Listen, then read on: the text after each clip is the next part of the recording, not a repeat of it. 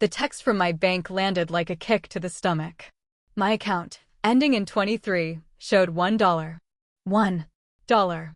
I stood frozen in the ER at St. Mary's Hospital, Seattle, my scrubs still smelling of antiseptic. My phone screen glared back, mocking me.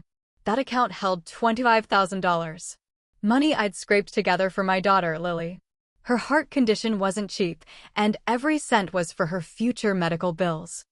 I knew who did it. My mom, Carol. She'd done it before, but this was different. Lily's money. My 5-year-old, with her bright eyes and fragile heart, deserved better. I clenched my phone, my hands shaking. Emma, you okay? Sarah's voice cut through. My coworker, my friend, stood beside me, her brow furrowed. She looked like she'd seen me break before. She did it again, I whispered, my voice barely steady. I opened the banking app, praying I was wrong. Balance, $1. My mom, the words caught in my throat. I couldn't say it. Not here, not now. The ER buzzed around us, patients waiting, monitors beeping. I was a nurse, trained to stay calm, but this was a wound I couldn't stitch. Sarah touched my shoulder. Carol? Again? Her voice was soft, but it carried the weight of knowing. I nodded, tears burning my eyes. 5 years of extra shifts, skipped vacations, every penny saved for Lily's surgeries gone. Stolen. By my own mother. I swiped the app closed, my chest tight. I was in the middle of a patient chart, I said, forcing the words out. I need to finish. But I didn't move. I stood there, staring at the floor, the tiles blurring. Lily's face flashed in my mind, her giggle, her tiny hand in mine. I'd promised her a future. A safe one. Now it was dust. Emma, Sarah said, quieter now, what are you gonna do? I didn't know. Not yet. But I knew one thing. This couldn't happen again. I drove to Tacoma, the Starlight Casino's neon lights glowing like a trap in the night. My heart pounded, each beat a mix of rage and dread. Carol was there. I knew it. She always ran to slots when she thought she could fix things. The parking lot smelled of cigarette smoke and broken dreams. I pushed through the glass doors, the jangle of machines hitting me like a wall. There she was, at a slot machine, cigarette dangling from her lips. Empty coffee cups littered the tray. Her eyes were locked on the screen, fingers jabbing buttons. Mom, I said, my voice sharp. She didn't look up. Just one more spin, Emma. It's gonna hit. I stepped closer, my shadow falling over her. You took it. Lily's money. Her head snapped up, eyes glassy. Don't be dramatic, sweetie. I've got a system. I laughed, bitter and cold. A system? You stole $25,000 from your granddaughter's medical fund. My voice cracked, but I didn't care. People stared, but I was past caring about them, too. Carol waved a hand, like swatting a fly. I'll win it back. You'll see. That was it. I reached over, grabbed the machine's power cord, and yanked it from the wall. The screen went black. She gasped, shoving her chair back. What are you doing? I was about to win. Her makeup was smeared, her face a mask of desperation. I grabbed her purse from the floor and dumped it out. Lipstick, receipts, and there my bank card. Cash advance slips fluttered down, each one a stab to my chest. A mother doesn't do this, I said, holding up the card. A mother doesn't steal from her kid's future. Carol lunged for it, but I stepped back, clutching it tight. Security approached, 2 guys in black polos. Problem here? One asked. Carol pointed at me, voice shrill. She's overreacting. I shook my head, pocketing the card. No problem. I'm done. I turned to leave, but Carol grabbed my arm. I'm still your mother, Emma. Don't talk to me like that. I pulled free, my voice low. You're not acting like one. I walked out, the casino's lights fading behind me. In the car, I gripped the steering wheel, tears falling. Lily's face filled my mind, her smile, her fragile heart. I had to protect her, no matter what it took. Back at my Seattle apartment, the silence was heavy. Lily was at her after-school program, safe for now. I couldn't face her yet, couldn't tell her the money for her heart surgeries was gone. My hands shook as I rummaged through my desk, searching for something, anything, to make sense of this. Then I found it. A yellowed envelope, tucked away since Dad died 2 years ago. David's handwriting stared back, steady but faint. For Emma, when you need it. I tore it open, my breath catching. His words were clear, written with purpose. If Carol ever endangered our future, mine or Lily's, there was a clause in the house contract. She could be evicted, her name removed from the deed, no consent needed. Financial misconduct, he called it. He knew. Even then, he knew her gambling would destroy us. I read it twice, my heart racing. Dad hadn't abandoned us. He'd built a shield. My phone buzzed. Sarah. Meet me at the diner across from St. Mary's, I texted. Need to talk. 20 minutes later, I slid into a booth at the 24-hour joint, the smell of coffee and grease thick in the air. Sarah pushed a mug toward me, her eyes searching. All right, Emma. Spill it. I spread Dad's letter on the table, my voice low. He knew Carol would never stop. He put the house in both our names, with a way out. Sarah leaned forward, reading. This is serious. She stole Lily's future. 25,000, gone in hours. Her voice softened. You thinking about using this? I gripped my coffee cup, the warmth grounding me. If I do, she's got nowhere to go. She's my mom, Sarah. But Lily, my voice broke. Lily's heart condition wasn't just a maybe. The doctor said surgery could come before she's 10. The diner door jingled, nurses from our shift waving as they passed. Sarah waited, her hand on mine. What's your gut saying? I pressed my eyes shut, tears threatening. I'm scared I'll turn into her. But I can't let Lily pay for her mistakes. My phone rang. Lily's school. Mrs. Fox, it's Nurse Anna. Lily fell at recess. Scraped knee, but her heart rate's up. My world stopped. Is she okay? I asked, already standing. She's fine, just monitoring her. I hung up, looking at Sarah.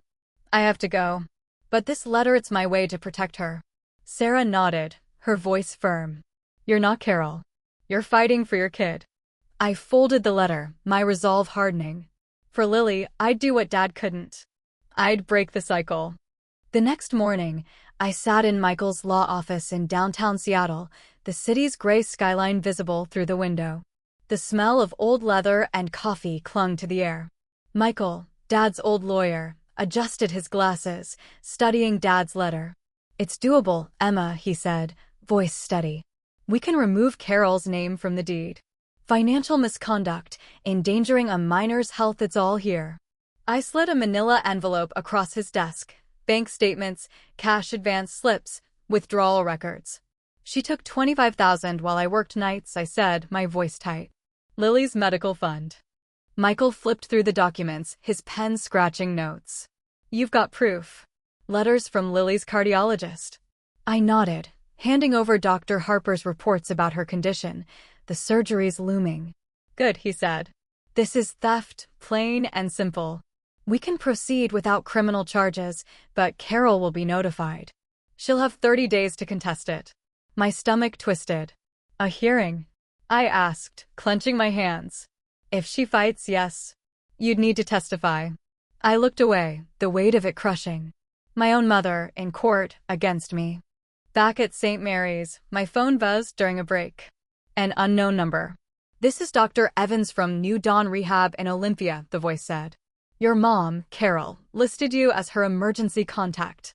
She's in our gambling addiction program. I froze, the break room's fluorescent lights humming. She's in rehab? I asked, disbelief sharp. Voluntarily, Dr. Evans said. She's asking for family therapy. I shoved the phone in my pocket, muttering another manipulation. But the words felt hollow. That night, Sarah texted about a community center meeting in Tacoma. They need your medical expertise, she wrote. I went, needing a distraction. The center was lit up, voices spilling from a room where women shared stories of addiction and escape. One woman's tale losing her kids to her husband's gambling hit too close. My phone buzzed. Carol. I stepped outside, answering. How dare you, she hissed. Kicking me out? I kept my voice even. You stole Lily's future, Mom. 25,000. Silence. Then I need help, Emma. Not money. Real help. I hung up, my chest tight. Help? After everything? At home, I couldn't sleep. I opened my laptop, finding an email from Dr. Evans with a video link. New Dawn's group session. Carol sat in a circle, her hands shaking. "My name's Carol," she said, voice breaking. "I lost everything. My granddaughter's medical fund, my daughter's trust, my self-respect." She looked small, raw. No makeup, no excuses. I stopped the video, my throat burning. Was this real? I thought of Lily, her tiny heartbeat on the monitor, steady but fragile. I called Michael. "What if she's changing?" I asked. He sighed. "If she fights the petition, it could take 6 months." "Your call, Emma." I stared at Dad's letter. For Lily, I had to be sure. But for the first time, doubt crept in. Maybe Carol was trying.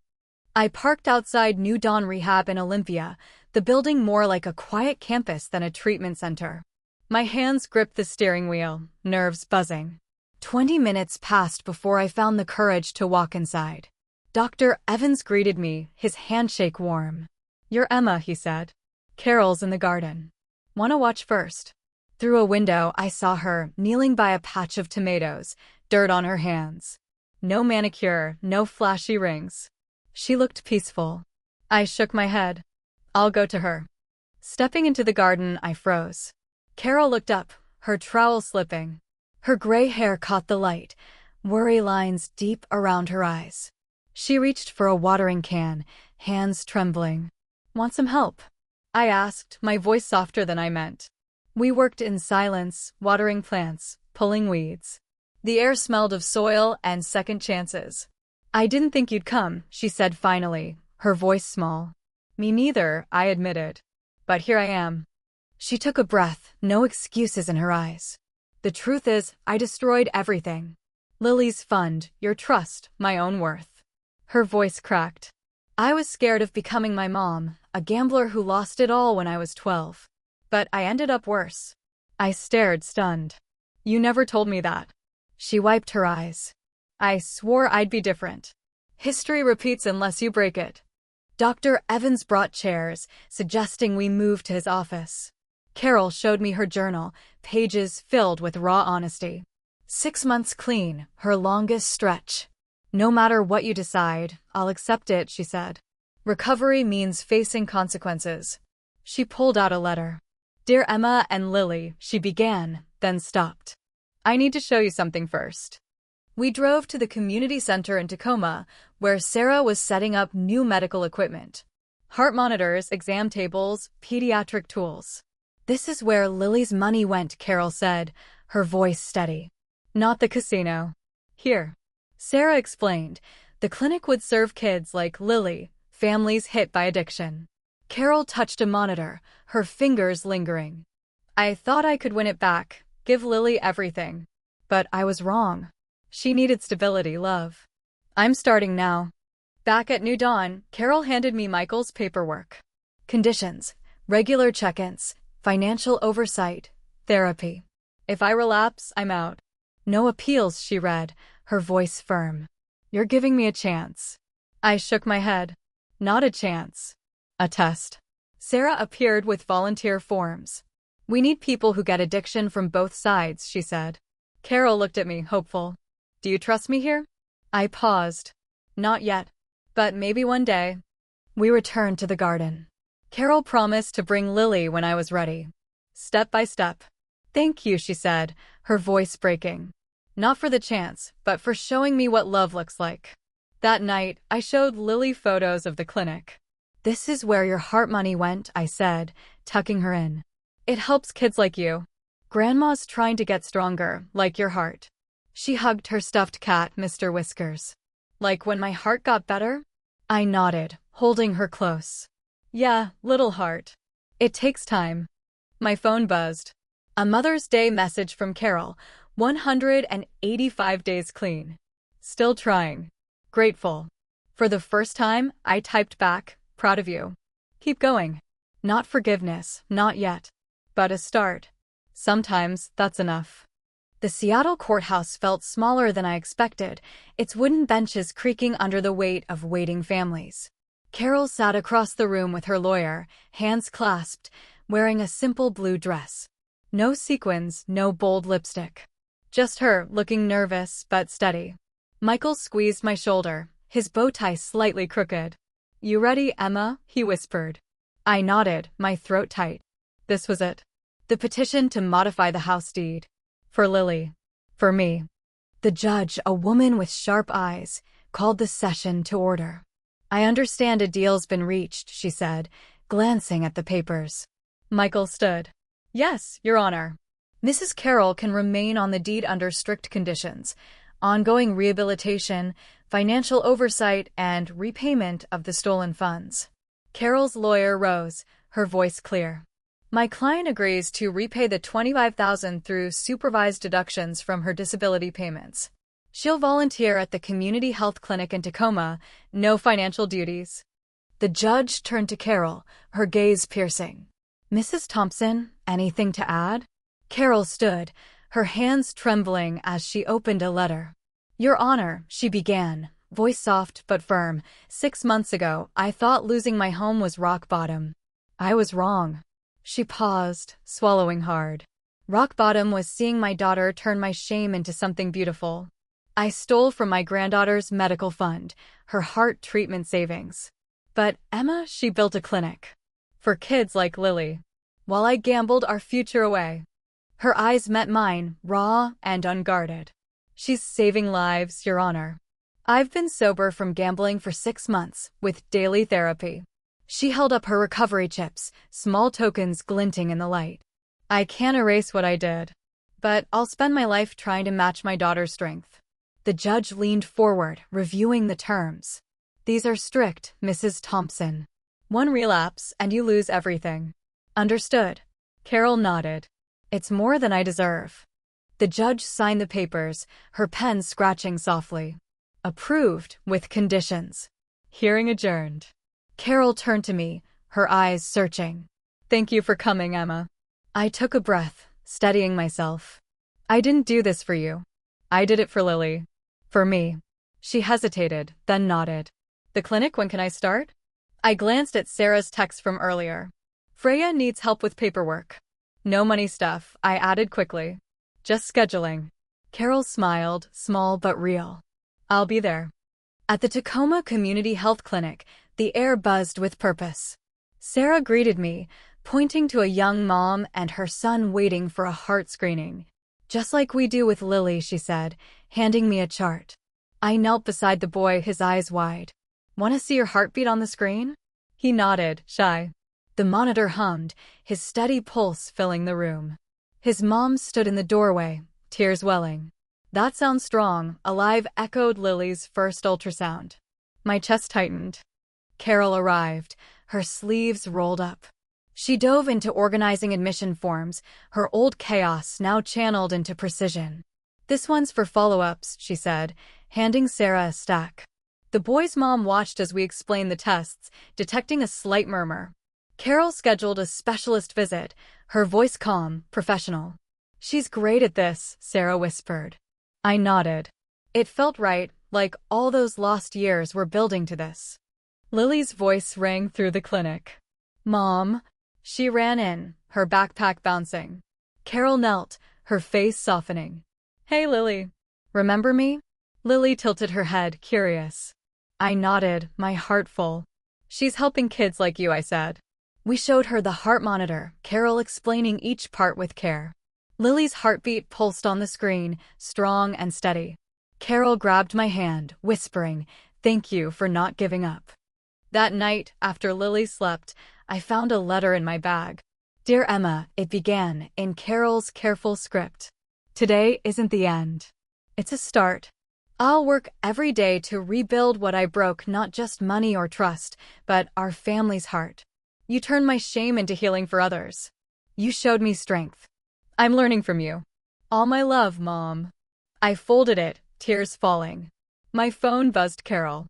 6 new patients tomorrow. I'll bring coffee." I texted back, "See you there." Lily slept with Mr. Whiskers, her heart monitor blinking steadily. A reminder of our challenges, our strength. Tomorrow, we'd help more families at the clinic. Carol would keep rebuilding trust, step by step. Lily would see her grandma choosing recovery over chaos.